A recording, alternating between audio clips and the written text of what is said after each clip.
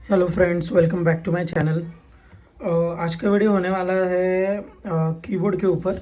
ये कीबोर्ड मैंने I believe 2 महीने पहले परचेज़ किया था, तो मैं उसी समय इसका अनबॉक्सिंग करना चाहता था।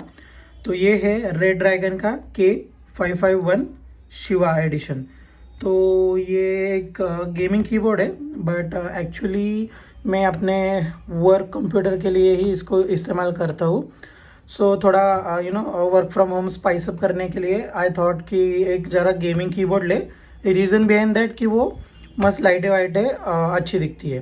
तो इसमें एक रेनबो इफेक्ट है, इसकी वजह से मैंने ये परचेज़ किया। ये कीबोर्ड मैंने अमेज़ोन से परचेज़ किया है और दिस इज़ अराउंड 2000 रुपीज़। अगर कोई बिग बिलियन डेज या कोई भी अमेज़ोन के ऊपर सेल होगा तो थोड़ा ऊपर नीचे हो सकता है। तो मैंने काफ़ी रिसर्च की थी कि कौन सा कीबोर्ड ले। 1 साल से मैं रिसर्च कर रहा था, मुझे कीबोर्ड की ज़रूरत थी। थोड़ा जो पुराना वाला कीबोर्ड था वो ऐसा नॉर्मली था, उसमें कोई एलईडीज़ वगैरह नहीं थी। सो जस्ट थॉट कि हमारे पास गेमिंग पीसी वगैरह नहीं है, बट लेट्स से कि उसको थोड़ा स्पाइस अप कर देते क्योंकि दिवाली भी आने वाली थी। थोड़ा लाइटें वाइटें इट लुक्स गुड एंड थोड़ा सा एक वाइब और अलग सा मज़ा आता है काम करने में। तो ये मेरा वर्किंग सेटअप है। This is from my company, but ये कीबोर्ड मेरा है। मैंने रिसेंटली इसको, जैसे मैंने आपको बताया कि परचेज़ किया है। सो मैं इसका आपको अभी डिटेल रिव्यू दे सकता हूँ। मैंने 1-1.5 महीना इसको इस्तेमाल किया है। तो ये है 5i1 शिवा एडिशन। अमेज़ोन के ऊपर इसके काफ़ी अच्छे रिव्यूज़ है और की ट्रैवल भी अच्छा है इसका। यहाँ पर 6 मैक्रो कीज़ है।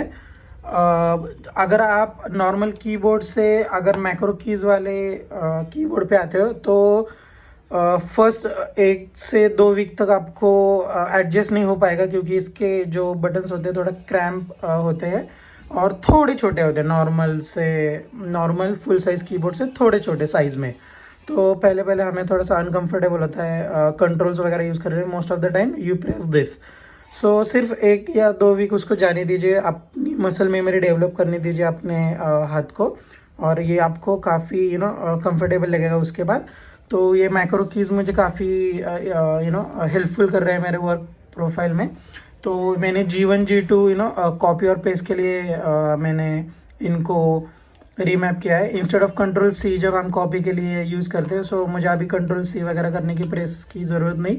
सीधा मैं उसको सिलेक्ट करके G1 जहाँ पर भी पेस्ट करना है, एक्सेल शीट में कोई भी नंबर्स लाइंस या कुछ भी आपको कॉपी पेस्ट करना है, सीधा G1 select all G1 G2 जट से उसका ये हो जाता है। तो ये कीज़ मुझे काफ़ी इस्तेमाल में आ रहे हैं। बाकी यहाँ पर आप देख सकते हो, यहाँ पर रिकॉर्डिंग का बटन आप प्रेस करके लेट से कि आपने रिकॉर्डिंग का बटन अभी माइक्रोस को सिलेक्ट कैसे करें। आपको रिकॉर्डिंग का बटन प्ले करना है और उसके बाद G1 का बटन प्रेस करना है, और जो भी आपके फंक्शंस थे, लेट से कि मुझे अभी कॉपी G1 बटन कॉपी के लिए सिलेक्ट करना है। तो इसको मैं रिकॉर्डिंग प्रेस करूँगा, G1 प्रेस करूँगा और कंट्रोल C करके 15 सेकेंड्स तक रुक जाऊँगा तो वो रजिस्टर्ड हो जाएगा। So G1 is now for copy. Then same thing record G2। So इसको क्या फंक्शन देना है, तो कंट्रोल V वाला फंक्शन देना है, मतलब पेस्ट वाला। तो G2 करूँगा तो सिमिलरली G1 G2 G3 मतलब कॉपी पेस्ट कट, और ये जो चाहे आप उसको आपकी जो भी वर्क प्रोफाइल है। जैसे कि मैं ज़्यादा एक्सेल शीट पर वगैरह थोड़ा काम करता हूँ तो कॉपी पेस्ट काफ़ी इस्तेमाल करता हूँ। सो ये मुझे काफ़ी पसंद आए। पहले मुझे थोड़ा अनकंफर्टेबल मुझे लगा कि यार चलो इसको चेंज कर देते हैं। तो मैंने थोड़ा सोचा कि यार इसको इस्तेमाल करेंगे, ज़रा मसल मेमोरी डेवलप करने देंगे अपने हाथ को। तो तब से मुझे ज़्यादा पसंद आ रहा है। तो मैं सजेस्ट करूँगा कि पहले 1 से 2 वीक जो भी ये कीबोर्ड परचेस करेगा उसको थोड़ा अनकंफर्टेबल लगेगा। बहुत टाइम आपको ये एस्केप दबाने के वक्त ये हो जाएगा, बट आपको 1 से 2 वीक आपके मसल मेमोरी डेवलप के लिए दीजिए, आपको ये काफ़ी पसंद आएगा। तो इसका ट्रैवल अच्छा है, कोई भी घोस्टिंग नहीं है, और लाइटें तो काफ़ी बढ़िया है। और इसके साथ इसे यहाँ पर मीडिया कीज़ भी है, जैसे कि आप देख पा रहे हो, प्ले पॉज वगैरह आप इसको भी इस्तेमाल कर सकते हो। और ये जो की है फंक्शन से लेके यहाँ तक, ये भी काफ़ी मुझे हेल्पफुल लगी है।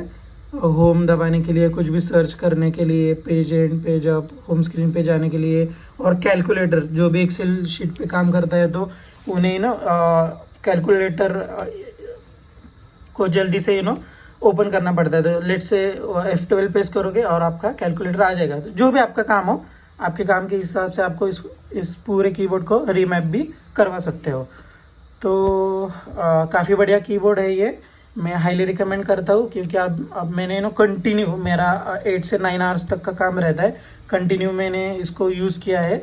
काफ़ी अच्छा ट्रैवल है, ज़्यादा हार्ड प्रेस करने की कोई ज़रूरत नहीं पड़ती, कीज़ भी काफ़ी अच्छी क्वालिटी का है, लुक भी अच्छा है। और ये मैग्नेटिक रिस्ट पैड है, आप चाहे तो इसको इस्तेमाल कर सकते हो या नहीं भी, ऐसे अटैच हो जाता है, मैग्नेटिक है, काफ़ी बढ़िया। और इसके अभी आपको लाइटिंग दिखा देता हूँ, अगर आप स्पेसिफिकली गेमिंग के लिए यूज़ करते हो तो।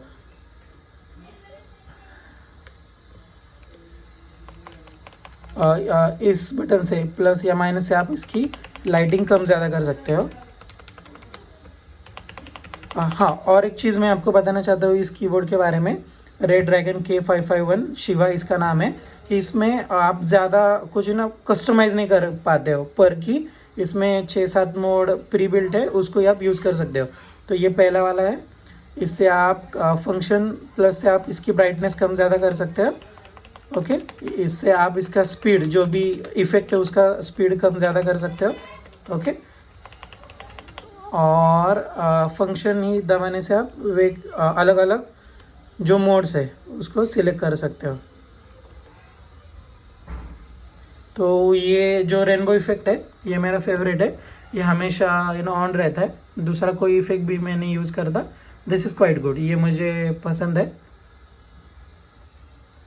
एक बार आप देख लीजिए, इसका लुक काफ़ी बढ़िया है। और आप देख पा रहे हो अभी काफ़ी धूप है बाहर, तो मतलब काफ़ी नेचुरल लाइटिंग है। तो इसमें भी आपको कितना ब्राइट है देख पा रहे हो। मोस्ट ऑफ द टाइम क्या होता है कि वो जो भी RGB कीबोर्ड्स रहते हैं उसमें सिर्फ यहाँ पर जो सेक्शन होता है वहाँ से लाइट थ्रो होता है बाहर, बट यहाँ पर आप देख पा रहे हो इसके नीचे पूरा LED के प्लेट सेक्शन है, यहाँ पर देख लीजिए कि ये कितना लाइट एमिट करता है। तो काफ़ी रात में तो काफ़ी खूबसूरत दिखाई देता है। तो मेरी तरफ से ये हाईली रिकमेंड है आपको, कि अगर आप वर्क फ्रॉम होम हो और गेमिंग कीबोर्ड भी गेमिंग का सेटअप भी नहीं है और फिर भी एक कीबोर्ड की आप तलाश में हो, तो डेफिनेटली परचेज दिस। आपको एक काफ़ी मज़ा आएगा काम करते समय। अगर आपको RGB, if you love RGB, then I highly recommend this. Okay, so that's it for today guys, bye bye.